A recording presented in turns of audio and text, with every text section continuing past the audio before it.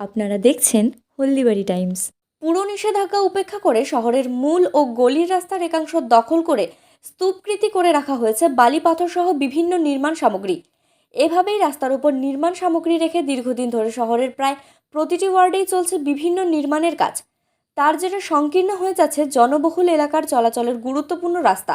ফলত হামেশাই ঘটছে ছোটখাটো দুর্ঘটনা, তৈরি হচ্ছে যানজট। এতেই ক্ষুব্ধ পথ চলতি মানুষ সহ যানবাহনের চালকরা।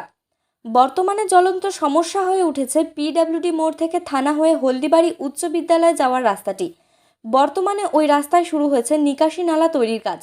শনিবার ওই রাস্তায় গিয়ে দেখা যায় নির্মাণ সামগ্রী ও নিকাশি নালার জন্য কাটা মাটি দিয়ে পুরো রাস্তা আটকে দেওয়া হয়েছে। ওই পথ দিয়ে যানবাহন তো দূরের কথা, পথ চলতি মানুষের যাওয়ার জন্যে। অথচ হলদিবাড়ি উচ্চ বিদ্যালয়, থানা ও হাসপাতাল সহ বিডিও অফিস যেতে এই পথটি ব্যবহার করে মানুষ। ঘটনায় সচেতন পুরো নাগরিকদের মধ্যে ক্ষোভের সৃষ্টি হয়েছে। তাদের অভিযোগ, এই বিষয়ে সম্পূর্ণ উদাসীন হলদিবাড়ি পুর কর্তৃপক্ষ। এভাবেই শহরের অধিকাংশ গুরুত্বপূর্ণ রাস্তা দখল নিয়েছে নির্মাণ সামগ্রী।